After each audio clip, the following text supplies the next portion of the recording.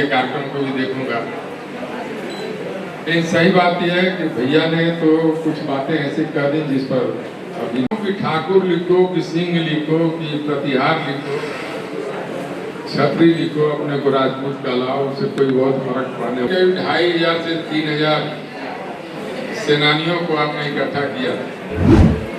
मैं इसके लिए आलोक सिंह जी भी जी जान से लगे रहते हैं, राजमणि जी लगे। हमारे कैंपस में एक कार्यक्रम हुआ था जो और गांव में जितनी भी जातियां वहां आकर रहने लगी, क्योंकि हमें पानी भरने के लिए टंकर भी चाहिए था। 28 वाले कार्यक्रम के लिए भी रख दिया है लोगों के बीच में रखने का। एक अपने अंदर संस्कार डालने की जरूरत है। किस तरह का कार्यक्रम आप? देखिए, आज का कार्यक्रम छत्री सम्राट मेहर भोज प्रतिहार जी की जयंती 18 अक्टूबर को समस्त देश में लक्ष्मण जी के वंशज भगवान प्रभु श्री राम के छोटे भाई उनके मेहर भोज प्रतिहार जी की जयंती हम पूरे देश में मना रहे हैं। और ये जयंती बनारस में मनाना इसलिए ज़रूरी था, जयंती तो पूरे देश में बनारस में मनाना इसलिए ज़रूरी था कि माननीय प्रधानमंत्री जी का ये संसदीय क्षेत्र है और यह छत्री सम्राट मेहर भोज प्रतिहार जी एक छत्री वंश से हैं, लेकिन इनकी जाति को बदलने की कोशिश की जा रही कुछ वोट बैंक के लिए। उसका विरोध हमने पूरे देश में किया है और पिछले साल हमने दादरी में भी माननीय मुख्यमंत्री जी के लिए कार्यक्रम रखा गया था और वहाँ पर भी इनको एक गुर्जर शब्द इस्तेमाल करके इनको दूसरी जाति की बताने की कोशिश की गई। लेकिन मैं आप सभी मीडिया भाइयों के माध्यम से कहना चाहता हूँ कि किसी भी समाज में जन्मा हुआ महापुरुष वो पूरे राष्ट्र का होता है, किसी व्यक्ति विशेष का नहीं होता।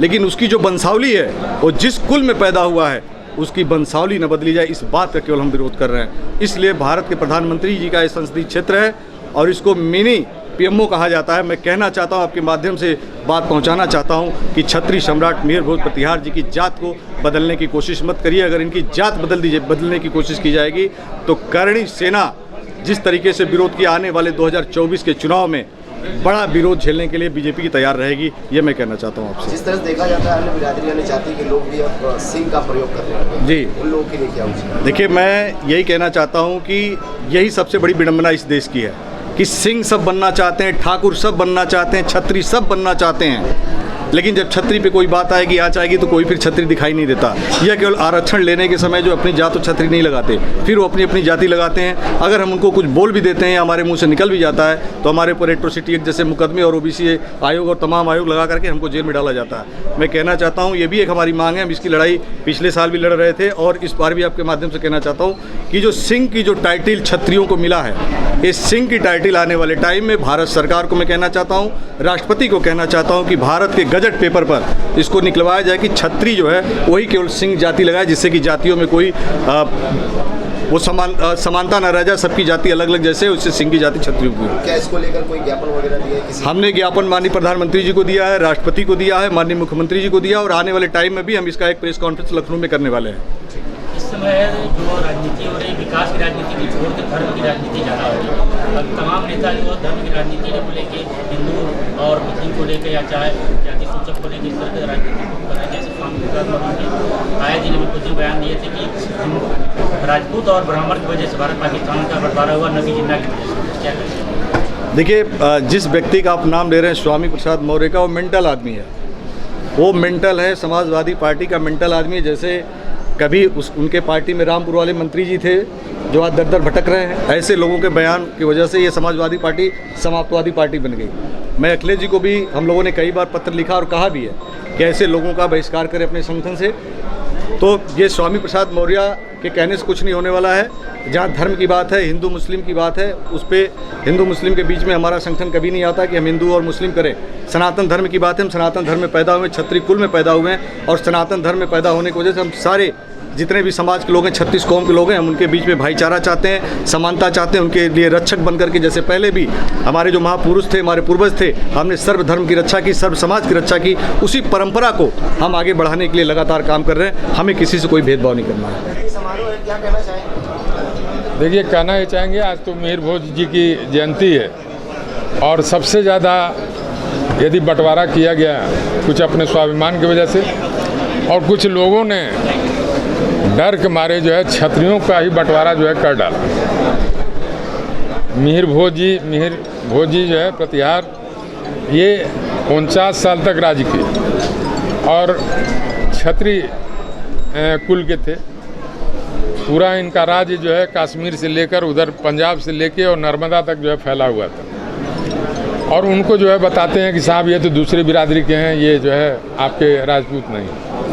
हमें ये नहीं है कि राजपूत कोई अलग से कोई जात बनाने की ज़रूरत है। क्षत्रिय हम लोग मानते हैं कि एक धर्म है और जिसका काम है देश की रक्षा करना और धर्म की रक्षा करना। लेकिन जब हम संगठित होंगे तब ये हो पाएगा, क्योंकि जब तक हम संगठित थे तब तक देश में बंटवारे की बात और इस तरह की छोटी बातें नहीं हुआ करती।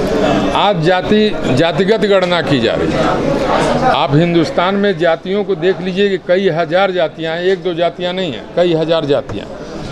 और राजनीतिक लाभ के लिए जो ये जहर फैलाया जा रहा है अपने फ़ायदे के लिए, इसका नुकसान पूरे देश को होना, हम उसके खिलाफ हैं। हम एक मंच पर आकर फिर से हम राष्ट्र की सेवा में जो है जुट जाना चाहते हैं, हम धर्म की सेवा में जुट जाना चाहते हैं। हम सारे अपने राष्ट्रीय संगठनों को, जो क्षत्रिय संगठन है, उनको फिर एक कर रहे हैं, क्योंकि देश खतरे में बाहर से, पाकिस्तान से और बांग्लादेश से नहीं है और चाइना से। देश का खतरा जो है हमारे देश के अंदर ही है सबसे ज़्यादा। और इसी तरह से यदि जातियों में और आरक्षण के आधार पर जातियों में भी द्वेष पैदा किया जाएगा तो ये देश आगे चलकर बचेगा नहीं, बंट जाएगा कई भागों में। इसलिए जो है हमको देश को आगे करने के लिए, हम आरक्षण के विरोधी, कमज़ोर वर्ग को मदद करने के विरोधी नहीं है। आर्थिक आधार कर दो, सबको दो, सारी जातियों को, जो भी कमज़ोर वर्ग के हैं उनको भी दो।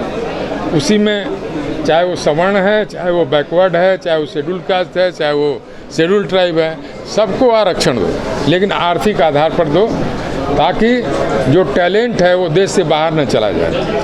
आज आरक्षण की वजह से सवर्ण बिरादरी के 60% बच्चे जो टैलेंटेड हैं, जो देश के लिए कुछ कर सकते हैं, जिनके पास सोच है, जिनके पास विजन है, वो जो है देश छोड़कर बाहर जा रहे हैं विदेशों में पढ़ने के लिए और वहाँ नौकरी करने के लिए। तो इसको जो है खत्म करना होगा और इसके लिए सारे क्षत्रिय संगठनों को एक होना होगा, तभी ये देश आगे